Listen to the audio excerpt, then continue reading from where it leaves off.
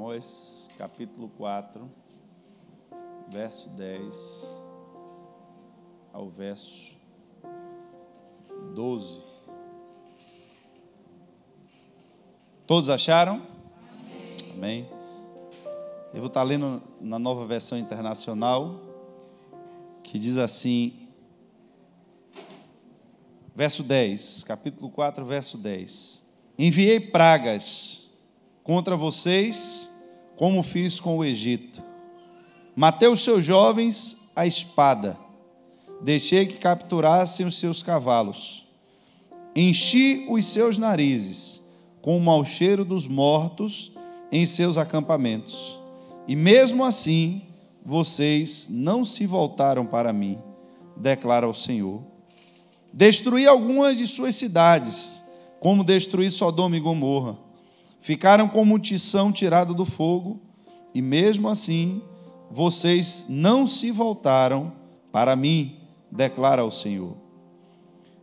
Verso 12. Por isso ainda o castigarei, ó Israel, e porque eu farei isto com você, prepare-se para encontrar-se com o seu Deus, ó Israel. Feche seus olhos. Pai, estamos aqui, Senhor, nessa noite na tua casa. Queremos, meu Pai, ter o entendimento da tua palavra, que o teu Espírito Santo, meu Deus, que é vivo, teu Espírito Santo que reina, meu Pai, nos traga nessa noite, meu Deus, o necessário entendimento através da revelação da tua palavra. Precisamos, meu Pai, entender, meu Pai, que há uma dimensão espiritual que envolve este lugar. Precisamos entender, meu Pai, que há um Espírito vivo que se manifesta aqui, Senhor, neste tempo, que se manifesta através dos teus filhos, através das pessoas que louvam, através das pessoas que estão de serviço, através da ministração da tua palavra. Que o teu Espírito consiga alcançar, meu Pai, o coração de cada um dos que aqui entraram nessa noite, para que a tua palavra alimente o espírito dos teus filhos e fortaleça a fé. É o que te pedimos nessa noite, em nome de Jesus. Lendo, queridos, o capítulo 4, escrito pelo profeta Amós, eu vejo o título que foi dado. Esse título ele foi acrescentado posteriormente, apenas para facilitar a minha e a sua compreensão, mas é algo que nos traz uma realidade, uma verdade, a qual nós precisamos entender nessa noite, quando ele diz: Israel manteve-se rebelde. Israel manteve-se rebelde.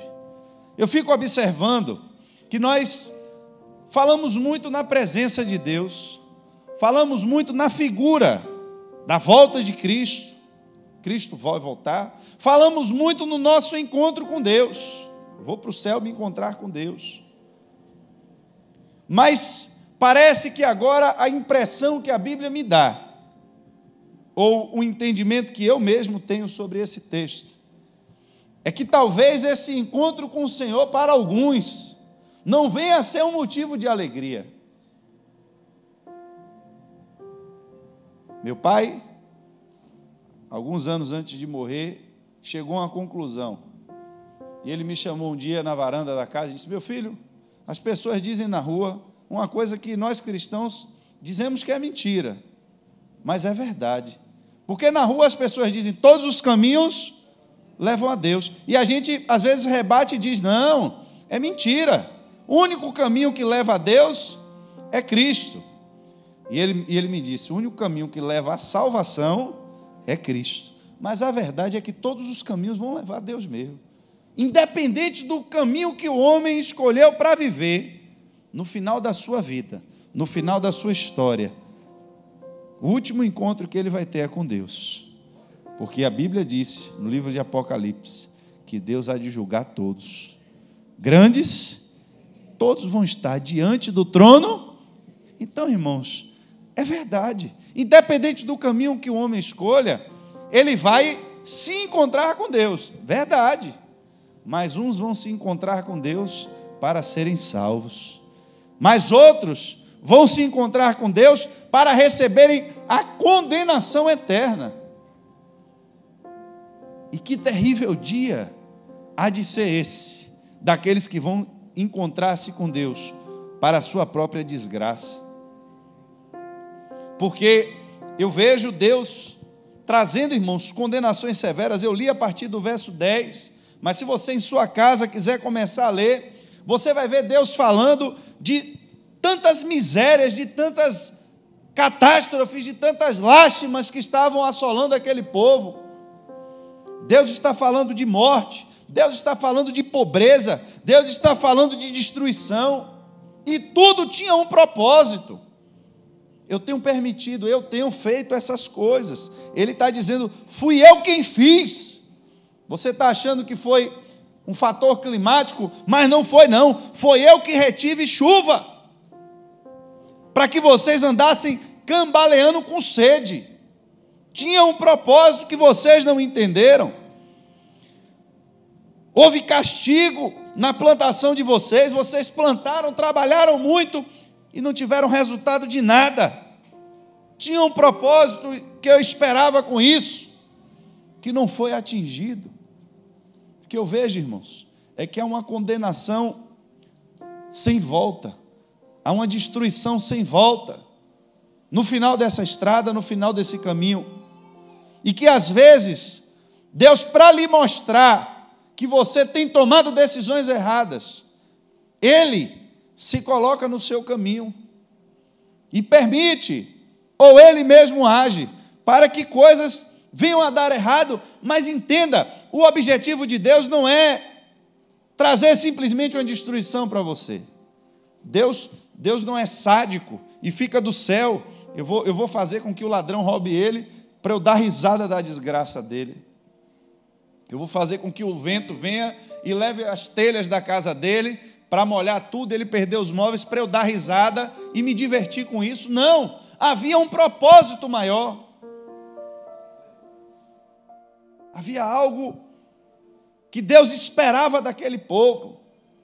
Se você ler a conclusão de todos, é que Deus esperava que o povo se voltasse para Ele, nem que fosse para pedir misericórdia, para que Deus ajudasse eles. Mas a Bíblia mostra um coração duro e rebelde. E aí é a conclusão onde Deus chega e diz, olha, eu tentei de todas as formas chamar sua atenção nesse caminho. Eu tentei de todas as formas lhe trazer para uma verdade e lhe mostrar que existe uma realidade espiritual que vão além das coisas que você pode ver. Tem coisas na sua vida que não tem explicação. Você pode ser o mais conceituado, o que estava mais cotado para ter a promoção, e outra pessoa passa na sua frente. Tudo que você começa a fazer vai dar errado. Você já chegou à conclusão que isso na sua vida é espiritual. Mas a pergunta é, o que é que você tem feito com o conhecimento ou com a conclusão que você chegou? Porque, irmãos, depois que Deus fez tanto, o sentimento que eu tenho é como se Deus dissesse, agora a única coisa que falta é só se eu destruir vocês, porque não tem mais o que fazer. Já tentei castigar vocês de todas as formas, para ver se vocês entram no prumo, mas não tem jeito. Vou lhe dar um ultimato, se preparem, porque a última coisa que lhe falta agora é se encontrar com Deus. Irmãos, no livro do profeta Joel, um livro praticamente antes aí do profeta Amós, os livrinhos são bem curtinhos, precisa se abrir, capítulo 2, do verso 11 ao 12, a mesma mensagem que foi anunciada por Amós. Ele diz assim, o Senhor levanta a sua voz à frente do seu exército, e como é grande o seu exército, como são poderosos os que obedecem à sua ordem, como é grande o dia do Senhor, como será terrível, quem poderá suportá-lo? Agora, porém, declara o Senhor, voltem-se para mim de todo o coração, com jejum, lamento e pranto. O dia do Senhor, irmãos, esse dia que a igreja fala tão despretensiosamente, Jesus está voltando. Você passa no fundo do carro, está escrito, Jesus está voltando. Não é assim? Oh, meu irmão, Jesus está voltando, mas parece que nós ainda não entendemos o que foi advertido, é necessário que haja uma preparação para você se encontrar com Deus. Você não vai se encontrar com Deus de qualquer jeito, irmãos. Não para que esse encontro seja um encontro favorável. Que Deus eu vou encontrar na minha frente? Será que quando eu me encontrar com esse Deus, eu vou encontrar um Deus que vai me dizer, servo bom e fiel, entre no gozo do Pai? Será que eu vou encontrar um Deus que vai me chamar de filho? Será que eu vou chamar um Deus que vai manifestar sobre mim a sua graça? Ou eu vou me encontrar com Deus que vai manifestar agora a sua ira sobre mim? Você não vai lidar, irmãos, com a polícia. Você não vai lidar com o ser humano, que tem limitações, que você mente, que você engana, que você esconde as coisas, que você esconde o que você faz. Você pode esconder o que você faz da sua mulher, ela pode não saber o que você anda aprontando. Você pode esconder as coisas que você faz das pessoas aqui da igreja. Você pode levar uma vida de promiscuidade, você pode levar uma vida de promiscuidade sexual, você pode levar o que você quiser, você entra aqui arrumado, perfumado, eu não tenho como saber, o irmão que está do seu lado não tem como saber, sua namorada não tem como saber, ninguém tem como saber, porque você faz as coisas escondido. Mas e quando você estiver diante de Deus, você vai guardar isso aonde?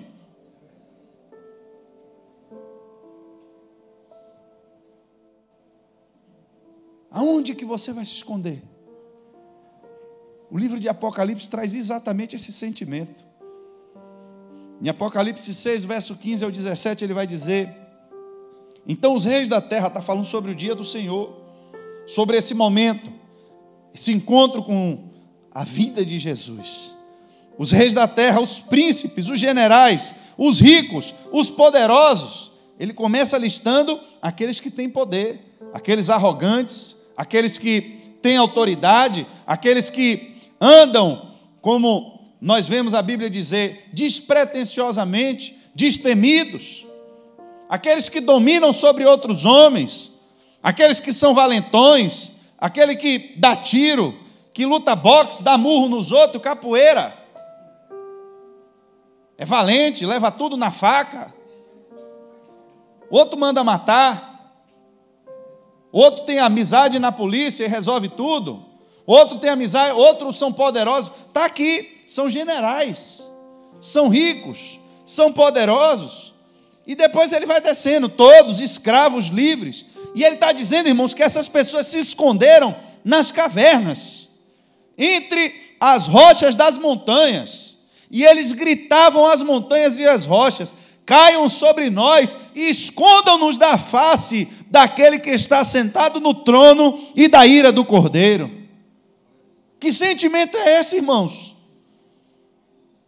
Quando Cristo veio, a presença dele, a Bíblia diz, e todo olho verá, e todos se lamentarão por ele, porque eles vão entender a gravidade do pecado, eles vão entender que a mensagem que era pregada do Evangelho era verdadeira, e quando eles verem essas coisas, as suas consciências vão trazer à tona todo o pecado que está escondido, todo o pecado que está adormecido dentro de si mesmos, e quando eles se derem conta com a presença de Deus, eles vão procurar lugar para se esconder, e vão pedir que as rochas caiam sobre eles, pois chegou o grande dia da ira de Deus. E a pergunta: e quem poderá suportar? Irmãos, há uma realidade e há uma urgência sobre o chamado que foi dado. O castigo já veio. Já mandei situações adversas na sua vida por várias vezes para ver se você recobra a consciência, para ver se você entende que não dá para ficar levando uma vida de pecado, porque a última consequência vai ser a morte. Não dá para viver duas vidas. Não dá para você querer ser santo na igreja, chegar aqui, querer expulsar demônio, querer ficar revelando as coisas e querer ficar manifestando coisas, irmão, e na sua casa, você não sei o que você vive aqui. Não dá. Uma hora, uma das duas coisas vai se destruir, porque a Bíblia diz que o reino dividido contra si mesmo, ele não pode subsistir, pode durar um tempo, mas não tem fundamento, não tem fundação. Não dá, irmãos, para querer mexer com o mundo do espírito, se você não tapa brechas na sua vida, se tem áreas da sua vida que você não quer que ninguém saiba.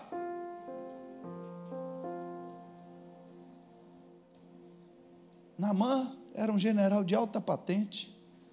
Se você estivesse no meio de uma guerra, irmãos, e olhasse para os exércitos, no meio daquele exército você ia ver um homem com a roupa mais bonita do que os outros. Se fosse no nosso tempo, cheio de patente nos ombros, cercado de soldados, cheio de poder e cheio de autoridade. Quem via ele na rua não sabia do problema que ele passava. Quem via ele na rua, olhava para ele e dizia: eu queria ser como esse homem. Ah, se eu tivesse do rei da Síria a autoridade que esse homem tem. Ah, se eu tivesse a riqueza desse homem. Mas todas as vezes que ele entrava na sua casa, em casa ele deixava de ser general. Em casa ele tinha que tirar a roupa do general. E talvez, naqueles lugares onde estavam aquelas lepras, ele tinha algumas bandagens que tinha que cobrir aquelas feridas. E eu passei por isso não tem muito tempo. Irmãos, quando a lepra é uma ferida que não sara, ela não cicatriza, ela vai comendo a carne cada vez mais, até que a pessoa morre, pelo estágio avançado de infecção que as feridas chegam. Aquele homem estava numa lepra ainda, talvez em um estágio inicial, e ele tinha que todos os dias trocar aquelas bandagens, e ele tinha que arrancar aquela bandagem do dia que secou naquele lugar, com o cascão que estava ali, e quando ele puxava, vinha pedaços de carne com sangue, e ele tinha que limpar aquele lugar ainda para não infeccionar, e colocar bandagens novas. Quando ele ia para a rua, ninguém via isso.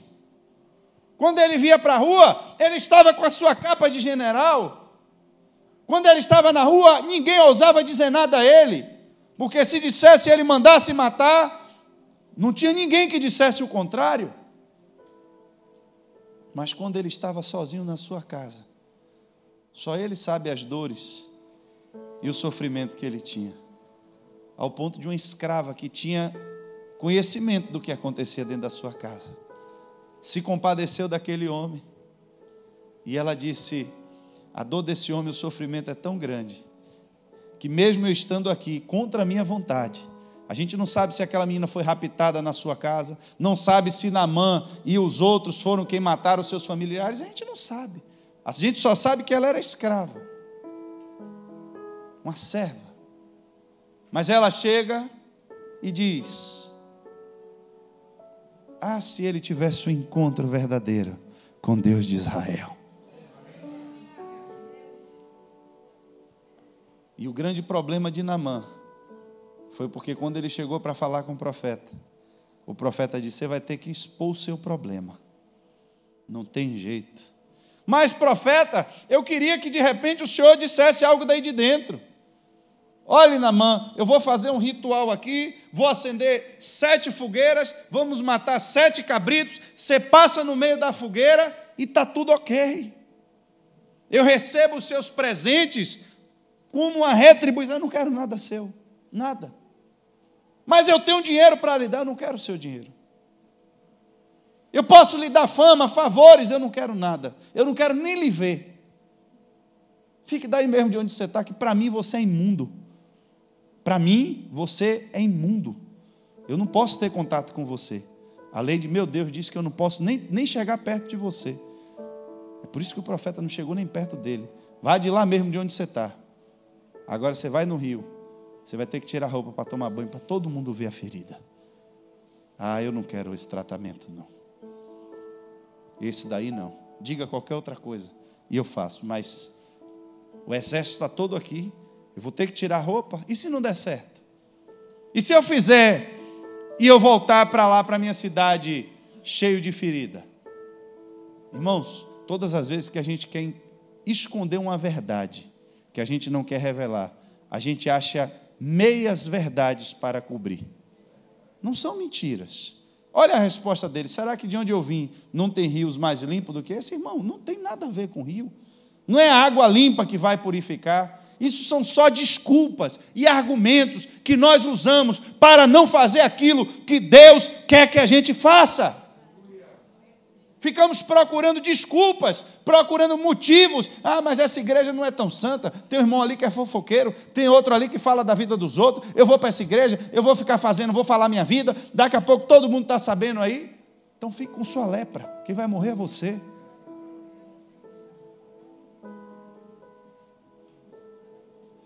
Esconda seu pecado.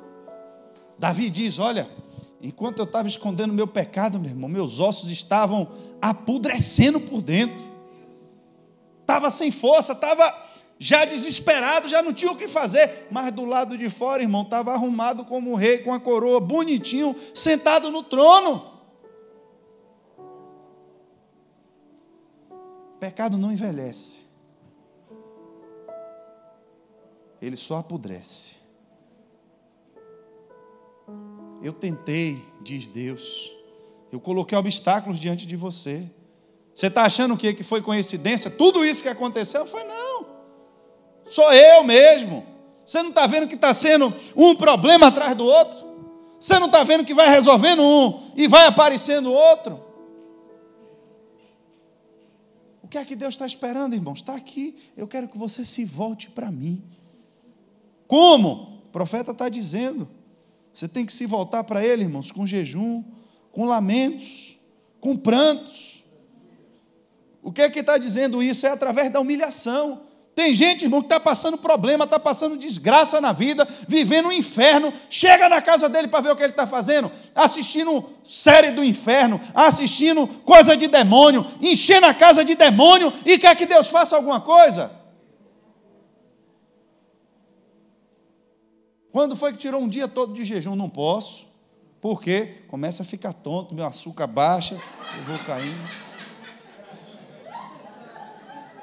Não pode jejuar. Médico disse que dá problema no estômago. Quanto tempo de oração você tira todo dia? Não, eu acordo de manhã, Senhor, abençoa o dia. E aí? E aí depois vai para o WhatsApp falar da vida dos outros. Você está pensando que vai mudar alguma coisa na sua vida? Eu vou lhe dizer, não vai mudar nada não. E tome cuidado. Porque chegou o limite de Deus. Deus disse: daqui para frente eu não vou nem julgar mais. Se prepare, porque o próximo passo agora que Ele espera é se encontrar com Deus.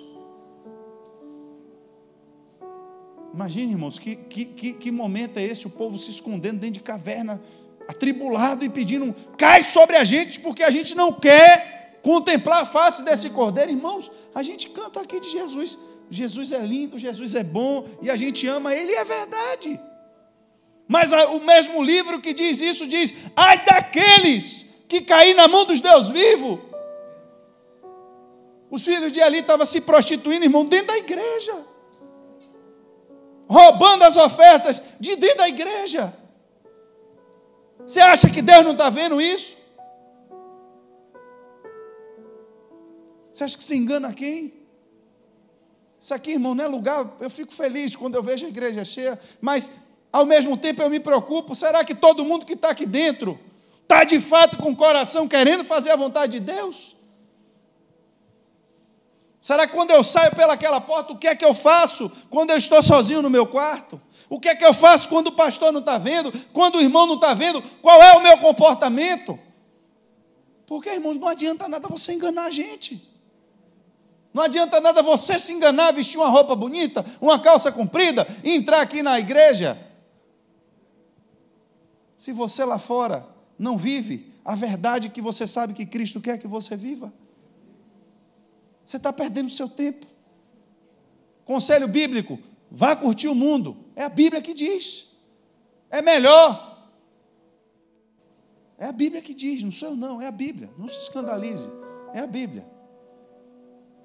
Porque senão você vai ser mais miserável de todos. nem curtiu o mundo e ainda perdeu a salvação. Você está aqui dentro da igreja, irmão, para fazer o quê? Isso aqui não é lugar de reunião, porque lá fora é mais bonito eu dizer, eu sou crente. Por que eu sou crente? Porque eu não bebo, porque eu não fumo, aí você é crente? É isso que define que você é crente? Eu não sei quem foi que criou essa invenção. Eu não bebo, eu não fumo, eu sou crente. Não bebe, não fuma, mas vive na prostituição. Adianta o quê, irmãos? Não bebe, não fuma, vive na mentira. Adianta o quê, irmãos? Mas eu não quero mais gastar o meu dinheiro com bebida e com cigarro. Se eu andar com os amigos do mundo, eles vão me levar para beber. Então eu vou para a igreja. Lá eu encontro a galera boazinha, ando com eles, mas quando ninguém está perto, aí, meu irmão, o couro come. Aí Deus está lhe chamando a atenção, lhe dizendo, você que não quer ser tratado, você que não quer abrir o problema que está dentro, você que esconde as suas deficiências, você que esconde os seus pecados, você não está percebendo que tem alguma coisa anormal acontecendo ao seu redor, não?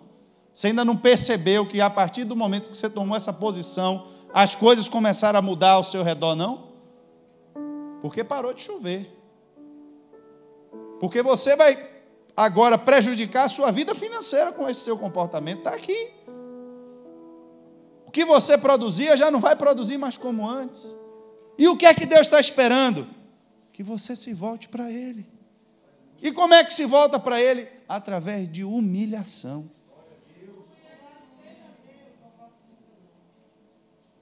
A gente tem que entender, irmãos, o propósito da graça de Deus. Tem uma parábola em Mateus, no capítulo 22. Eu vou ler rapidinho, porque são 13 capítulos, mas eu quero que você leia, que eu quero tirar uma lição com você disso. Porque a ordem que Deus deu foi, prepara-te, Israel, para se encontrar com seu Deus.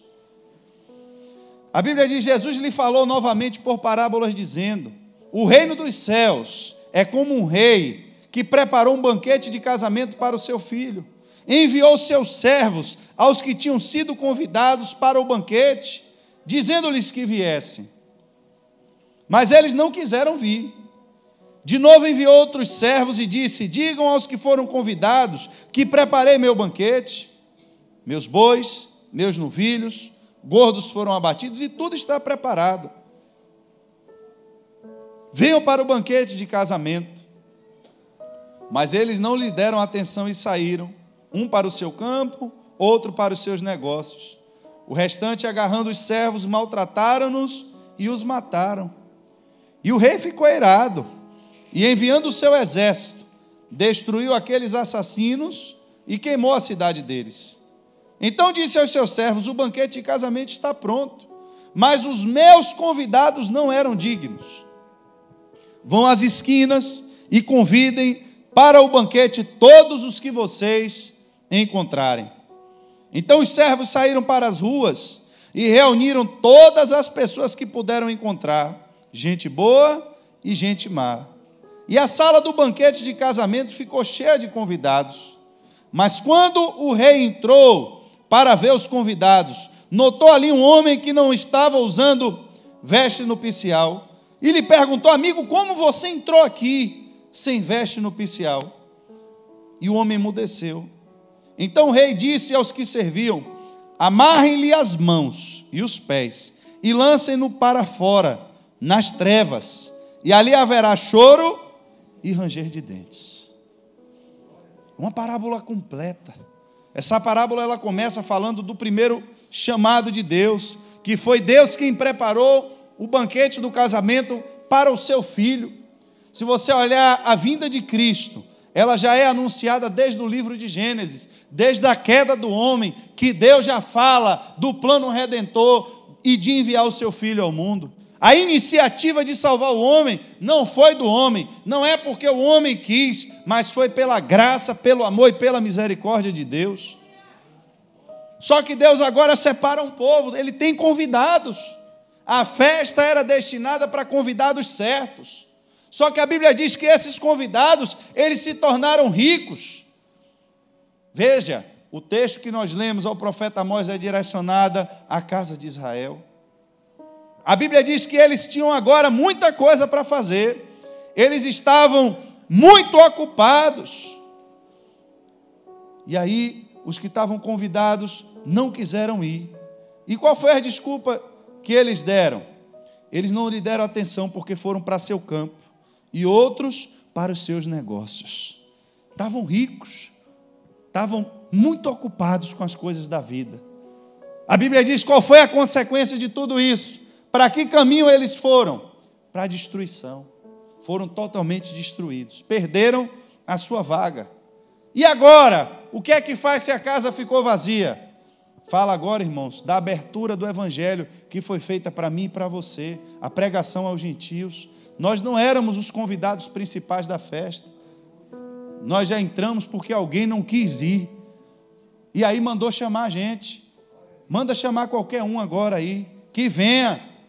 A sala do banquete está aberta agora para quem aceitar o convite. Mas tem gente boa, chama todo mundo, meu irmão.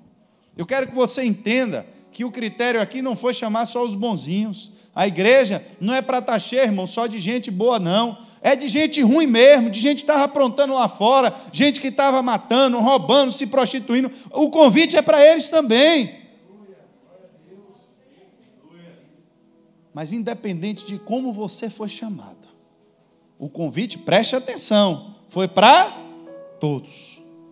Independente de como você foi chamado, todos precisaram se aprontar para entrar na festa. Quem era mais rico, quem era mais pobre, não importa. Todo mundo tem que estar da mesma forma. O que eu quero que você entenda aqui agora, no final da conclusão dessa parábola,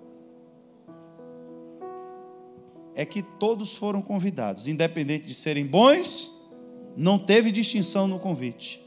Todos entraram na sala do banquete, independente de serem bons, e todos permaneceram ali, independente de terem se preparado ou não. Até que momento? Aqui é que está o diferencial da coisa. Até o momento em que o Senhor entrou na sala do banquete. Enquanto o rei não entrou, irmãos, preste atenção, enquanto a presença do rei não entrou, mas vem cá, vai acontecer o banquete aonde? Aqui. E a comida? Já está tudo preparado, já matou o boi. E onde é a festa? É aqui mesmo. E aqui tem gente de que tipo? De todo tipo. Tem gente boa, tem gente ruim, está tudo junto. E qual é a hora que vai ter a diferença? Oh, mas eu entrei, me chamaram, eu vim, estou aqui. Ah, meu irmão, aquele ali está desarrumado, eu também vou ficar com minha roupa desarrumada. Eu entrei na igreja, eu achei que todo mundo aqui estava bem vestido. Falo de um ponto de vista espiritual. Mas estou vendo que tem dois ali, irmão, que está vivendo a vida lá fora. Eu vi, meu irmão, então eu já vi que o negócio aqui né? Onde é o lugar? Onde é a casa de Deus? É aqui? Me diga, irmão, a igreja do Senhor é onde? Estou no lugar certo? Eu recebi um convite para ir para o céu. É por aqui que entra? A porta é aqui? Então eu estou no lugar certo, mas eu estou vendo que tem uns dois ali que também não estão se aprontando. Eu vou ficar igual eles, irmãos. Não se preocupe de estar só no lugar certo. Não se preocupe, não ache que é grande coisa porque você aceitou o convite, porque você não recebeu um convite, porque você é bonzinho, porque você é melhor, porque você é a última cocada. Você recebeu já o convite na prorrogação do segundo tempo, porque ninguém quis vir. Aí mandou lhe chamar. A mim também. Já entrei pela janela. Entendeu? Mas agora eu tenho que entender que para o lugar onde eu vim, para permanecer nesse lugar, eu tenho que compreender a dimensão desse lugar. O problema não é entrar, o problema não é ser convidado, o problema é permanecer. E para permanecer, eu tenho que ter discernimento do lugar onde eu estou. Sabe por quê, irmãos? Se eu lhe chamar para ir para a praia, você sabe como se vestir. Ninguém aqui vai para a praia de paletó, só se for maluco. Mas quando você vai para o médico, você vai com a bermuda da Hang Lose e com, não sei nem se existe essa marca, daqui a pouco é coisa do Walkman. Vai ser igual o Walkman. Tem mais não, né? Então eu vou falar uma marca atualizada, com a bermuda da Ciclone. Ah, Ciclone tem, viu? Não venha não. Ciclone tem. Vai para o médico com a bermuda da Ciclone, de sandália Kenner. Ô Daniel, é você que está fora disso aí, viu? Vou perguntar aos homens aí, não tem sandália da Kenner ou não tem? Ah, você está fora disso aí? Eu ia falar Opanca, mas Opanca não tem mais. A Opanca não tem mais.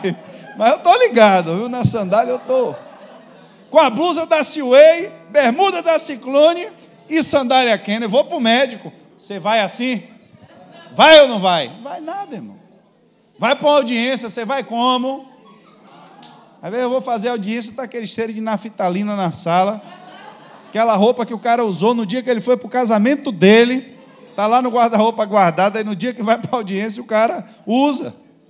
Porque, irmãos, a gente sabe como se portar de acordo com o lugar onde a gente está. Só que tem gente que ainda não discerniu que por mais que o rei ainda não tenha aparecido, mas você já está na casa do rei. Como eu tenho me preparado para me encontrar com esse rei quando ele vier para a sua casa?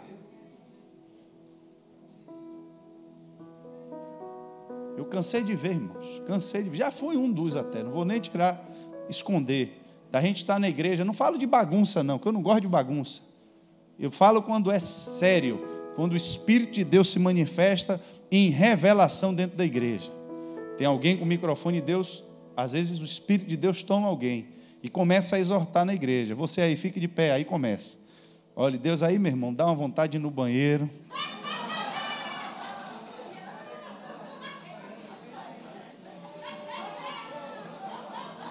Dá uma vontade de pegar o caminho de casa. Me perdoe a turma do louvor, mas na época, metade do louvor caía fora. Porque está aqui na frente, irmão. Você acha que eles estão aqui na frente? Você acha que eles não pagam um preço maior do que o seu que está embaixo? Não, você que pensa. Chega aqui na igreja e diga assim, eu vou pegar o palito que cai no chão, eu só quero esse cargo. Meu irmão, você já vai ser cobrado diferente. A Bíblia diz isso, não sou eu que estou lhe dizendo. Cada um vai ser cobrado de acordo com o que foi dado. Eles estão aqui na frente levando vocês, a igreja, a entrar no nível de adoração a Deus. Você acha que o diabo gosta disso? E aí, irmão, vai bater mesmo na fraqueza. Por quê? Porque eu sou músico, não preciso ler a Bíblia. Porque eu sou músico, eu não preciso orar. O que é que eu preciso fazer? Só cantar. Só cantar. Qual é o seu trabalho na igreja? É cantar, cantar. E aí não ora, não lê a Bíblia, irmão. Quando o diabo vem de cocorinha, e rasteira, já foi. Acho que o diabo joga capoeira, viu? Eu vejo o crente tomando rasteira. Linguagem de capoeira. Você não joga capoeira não, entende capoeira. Se saia. Você está fora disso aí. Entendeu? Estou ligado nos golpes de capoeira do diabo. Ele vier, tome-lhe martelo na cabeça dele, meu irmão.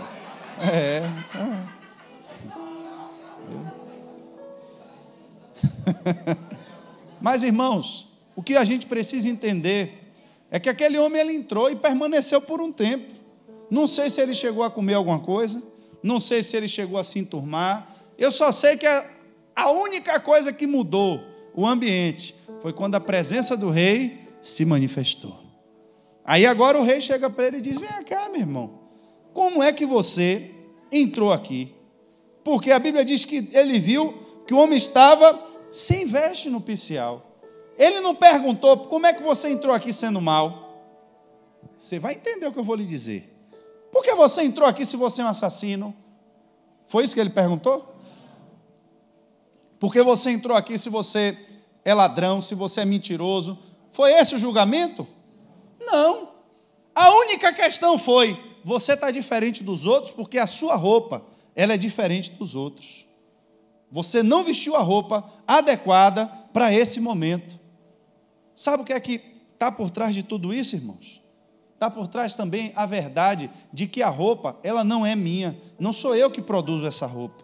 Mas é Deus mostrando a nós que quando você é chamado a entrar na casa de Deus, o problema não era a dificuldade de encontrar roupa, é porque ele não quis vestir a roupa.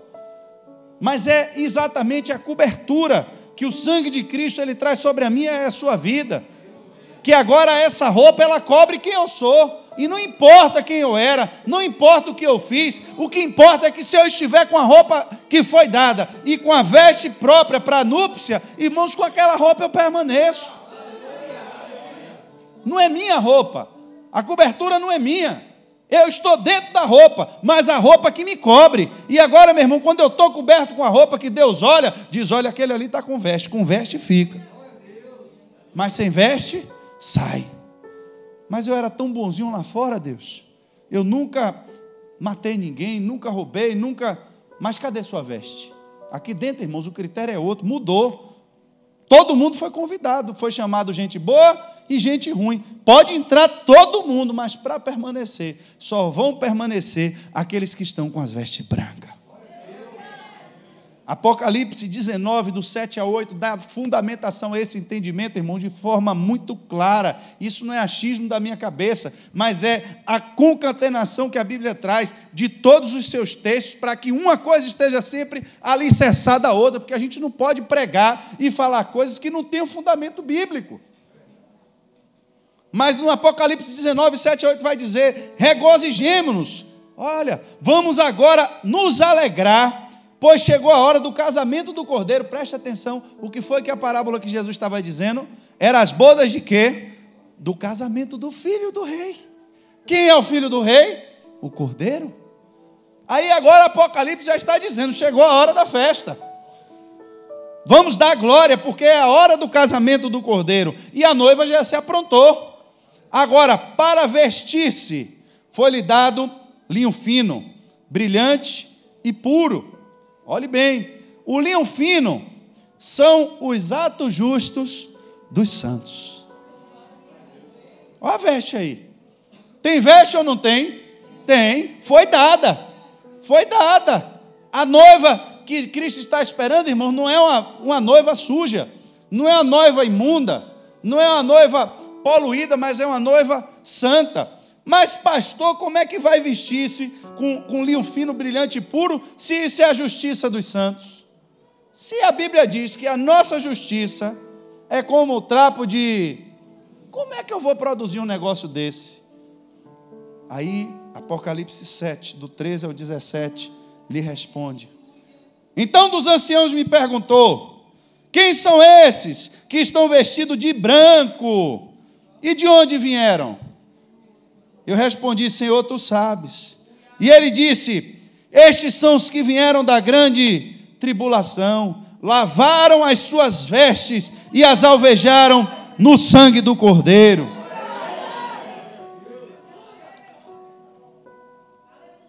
Deus disse, prepara-te, ó Israel, para encontrares com o Senhor, seu Deus. O seu encontro com Deus vai ser um dia de dor ou vai ser um dia de alegria? Porque para esses aqui, que lavaram as vestes no sangue do Cordeiro, para esses que estavam vestidos de linho fino, para esses que aceitaram o convite e entenderam que eles precisavam agora praticar atos de justiça, lavando as suas vestes no sangue do Cordeiro de Deus. Olha o que a Bíblia diz para esses agora. Para esses, eles estão diante do trono de Deus. Eles o servem de dia e noite em seu santuário. E aquele que está sentado no trono estenderá sobre eles o seu tabernáculo. Nunca mais terão fome, nunca mais terão sede. O sol não afligirá mais, e nem qualquer calor abrasador. Pois o Cordeiro que está no centro do trono será o seu pastor. E ele os guiará às fontes de água viva. E Deus enxugará dos seus olhos todas as lágrimas.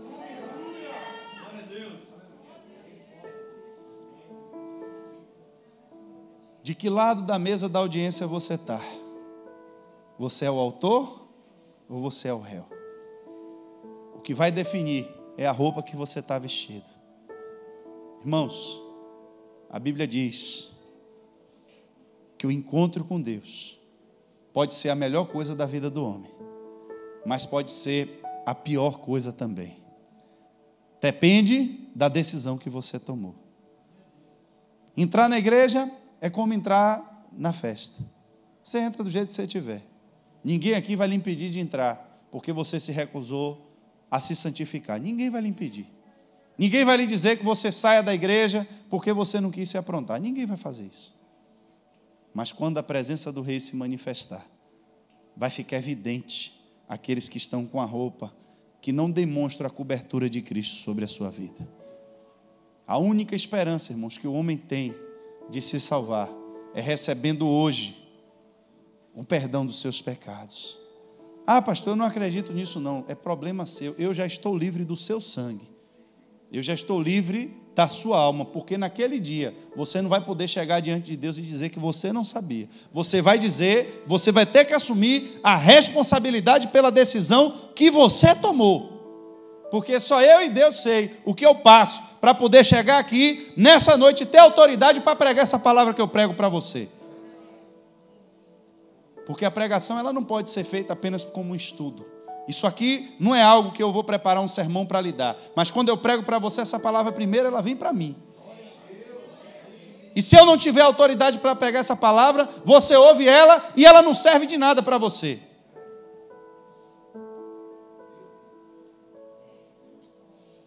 Mas uma coisa eu lhe digo. O convite continua aberto.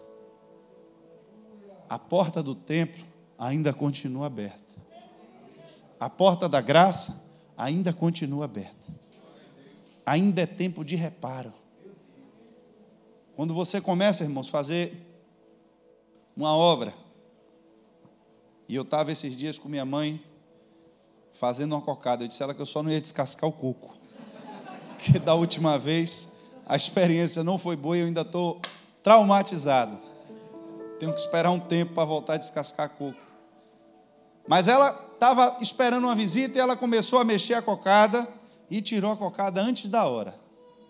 Botou na forma, eu cortei um pedaço, botei na boca, virou um chiclete. Só que aquele chiclete que você morde, gruda, que você não consegue nem soltar a boca de novo. E ela ficou nervosa, ia perder a massa. Aí eu disse, não, minha mãe, vamos botar no fogo de novo. E a gente pegou aquela massa que ainda estava meio mole e começamos a mexer. Ela ficou molinha de novo, que voltou para o fogo. Às vezes tem gente que ainda está aqui meio puxento. Você achou que Deus já fez tudo o que tinha para fazer na sua vida, mas ainda tem fruto que você está dando que ainda não está bom. Ainda tem ponto na sua vida que Deus ainda disse, ainda não é isso que eu quero. Vou lhe levar para o fogo de novo. Eita glória. Você vai voltar para o fogo de novo. É só no fogo que você me ouve? É só no fogo que você me aprende? Tem gente, irmãos, que só ouve a Deus quando está com enfermidade. Meu irmão, a escolha é sua. Se você não ouvir de outro jeito, foi que Deus falou. Já mandei a seca, já mandei não sei o quê. Você não ouviu?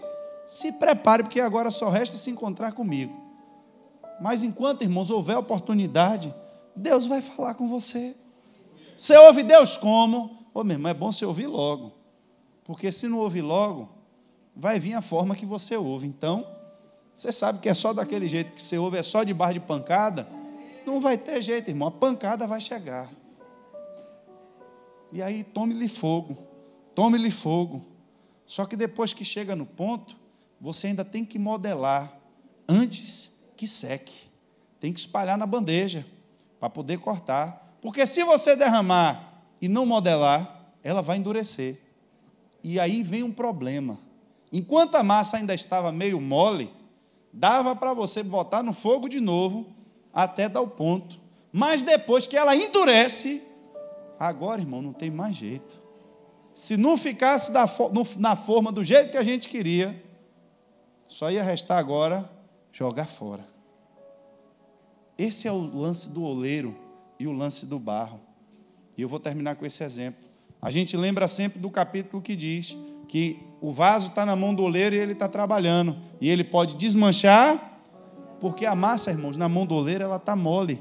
Eu nunca vi se alguém aqui já teve a experiência de ver o oleiro trabalhando com barro. Ele vai montando, vai botando um pauzinho, o negócio vai subindo e ele bota a mão por dentro. Aí tem hora que ele se dana, ficou torto, ele desmancha tudo e volta para fazer tudo de novo.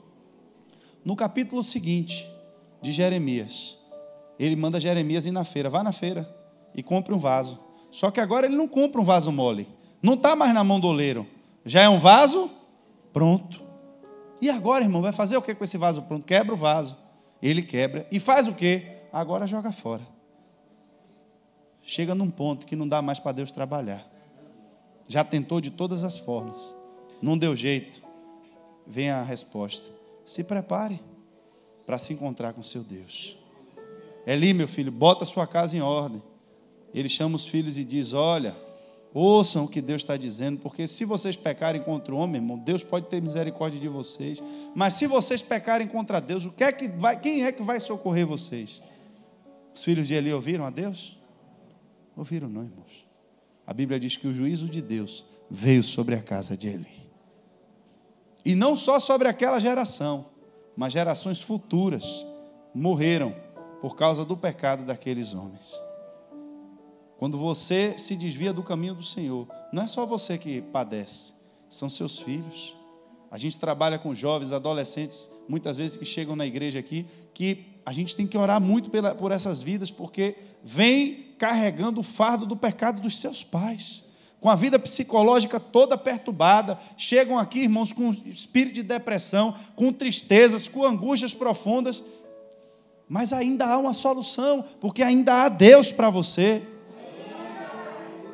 Mas entenda, você não precisa submeter os seus filhos ao que você passou. Você já pode começar a construir diferente. Se você viu a ação do inimigo na sua casa, na sua vida e na sua família, traga agora a presença do Espírito de Deus, para que você forme uma geração melhor do que a sua, para que você forme filhos mais crentes do que você.